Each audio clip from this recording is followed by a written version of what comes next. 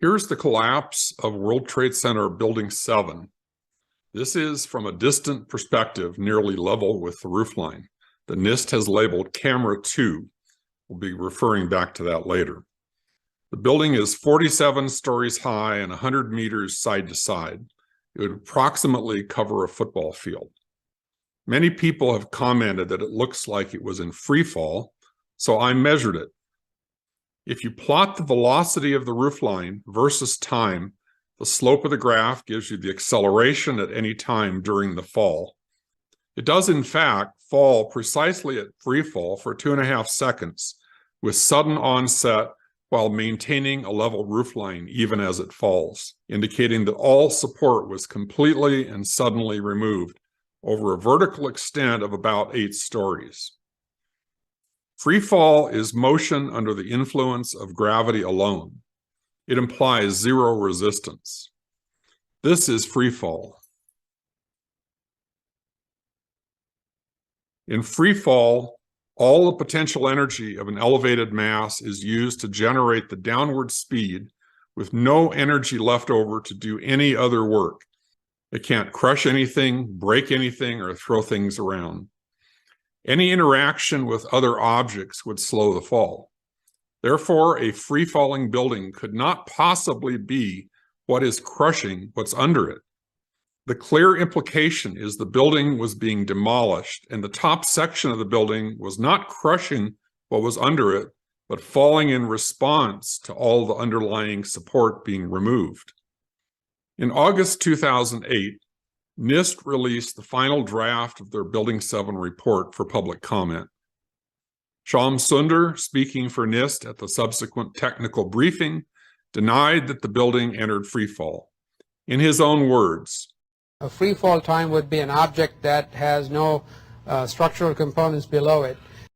There was a structural resistance that was provided in this particular case, and you had a sequence of structural failures that had to take place, and where everything was not instantaneous.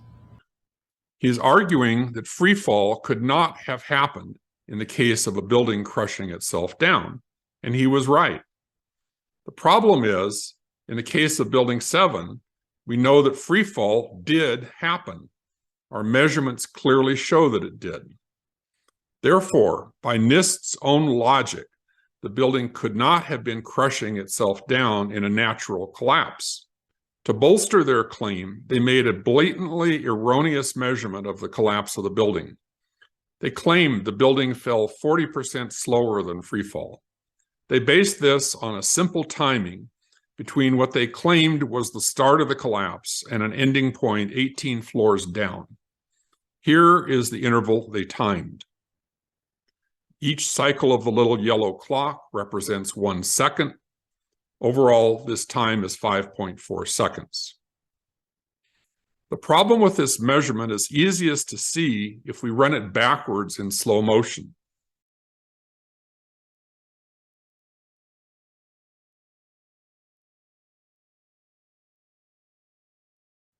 Notice when the building actually starts to fall.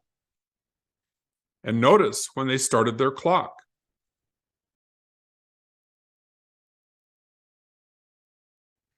Whatever was going on at the point they started their clock, it was not the start of downward motion. The building remained at full height for approximately 1.5 seconds after they started their clock. The problem with this measurement goes beyond just bad timing. The whole idea of free fall time is literally nonsensical, and they knew it. You can't characterize free fall in terms of time. To compare the motion of the building with the acceleration of gravity, you have to measure the acceleration of the building. That means tracking its motion throughout the fall, calculating the velocity at each point, and finding the slope of the graph. The scientists at NIST knew that the acceleration of the building was going to be a problem for their narrative, so it appears that they tried to skirt around the issue by talking about time instead of acceleration. NIST compounded their error by using an invalid equation to compute what they called free fall time.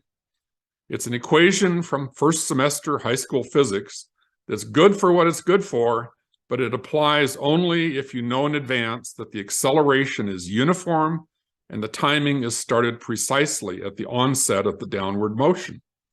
None of this applies in the case of Building 7. Not only did NIST make a false measurement and base it on a false methodology, scientists of the caliber employed by NIST had to know that this entire analysis was false. The question is why unquestionably competent scientists and engineers would knowingly produce such a transparently invalid analysis. NIST's final report, released a few months later in November 2008, had a revised analysis, but they characterized it as supplementing rather than replacing their earlier analysis. They continued to defend the earlier analysis. They used the same starting point that they used in the earlier analysis, and they again cited the same equation for freefall time. However, in the final report, NIST divided the collapse into 3 stages. They claimed that in the first stage, the time prior to the obvious downward motion we saw a minute ago, the roof line descended slowly as the columns low in the building buckled. Then in stage 2, which lasted 2.25 seconds, the buckle columns could no longer support the building, so it entered freefall. In stage 3, the acceleration decreased because the building started to encounter greater resistance. There's no problem with stage 3. In stage 2, they shaved off 1/4 second to add to their supposed stage 1 gradual transition time. The other factor that contributed to stage 1 is, as NIST admits, that they based their measurement on the view from camera 3, which is not a level view. It's looking up at the building at a steep angle from West Street. This camera shows what appears to be a dip in the roofline, but it's not. It's actually a lateral fold. It's like this. So let's say this represents the north wall of Building 7. It folded this way, and as seen from down below, looking up at the building, it looks like a dip. But if you see it from level, from a distance away equal with the roof line, it looks like a straight line. You can't see a dip. But basically, if it were dipping downward, it would appear to be dipping downward from all points of view. So it's clearly a lateral fold, not a vertical dip in the roof line. Interestingly, NIST knew that the V-shaped kink was not a dip, but actually a lateral fold because they come right out and say so elsewhere in their report. There are other camera views that show the lateral fold more clearly. In this one, you can see that on the right, the window lines are still horizontal, but on the left of the fold, they are angled outward toward the observer. The point they used to start their clock was not the actual start of downward motion. It's the same lateral motion they measured in their preliminary analysis. This is some kind of a local lateral instability high in the building, which has nothing to do with any buckling of the columns. Furthermore, NIST tracked only one point near the center of the roofline where the ambiguity in the fold was the greatest. They used this one point to mischaracterize the state of the roofline as a whole. Had they measured the corners of the building, they would have found nothing that even looked like downward motion prior to the onset of freefall itself. I know that because I measured both corners as well as the point near the center measured by NIST. This was part of the recent request for correction, which architects and engineers for 9/11 Truth and some others recently submitted to NIST, and which NIST has ignored. From a level view, only a tiny component of the lateral fold is visible under magnification, while the corners remain completely motionless.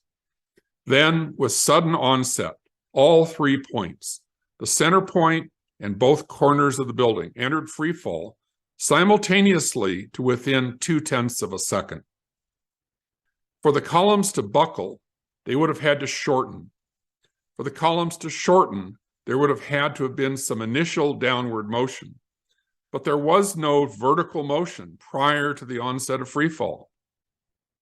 NIST claims the collapse was progressive from east to west, but even if that were possible, there was no time for progressive collapse.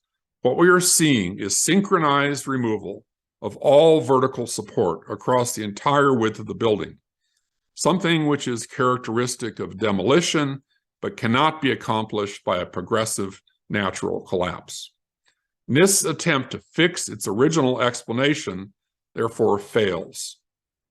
One more thing. NIST is claiming that we are not really seeing the collapse of the building at all.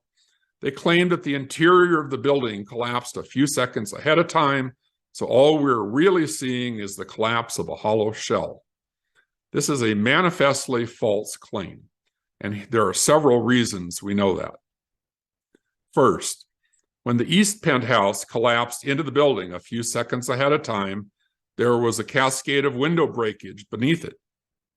If the whole interior of the building had collapsed ahead of time, there would have been a lot more window breakage, but no further windows broke until after the onset of the overall collapse. Secondly, the internal girders were attached to the exterior of the building. So if they had failed ahead of time, they would have pulled on the exterior walls and severely distorted them. But during this period, there is no window breakage and no deformation. Third, direct observation shows that the west penthouse and other structures on the roof, which were supported by interior columns, remained in place to within a half second prior to the overall collapse. They are still visible even as the building is collapsing. And fourth, the roiling debris clouds that have been likened to pyroclastic flow racing down the street were not triggered by an earlier interior collapse. They were triggered by the visible collapse itself. In conclusion, what we are in fact seeing is the collapse of the actual building. We are seeing it collapse at the acceleration of gravity with sudden onset, simultaneously across the whole width of the building, and NIST's explanations fail to account for it. Thank you.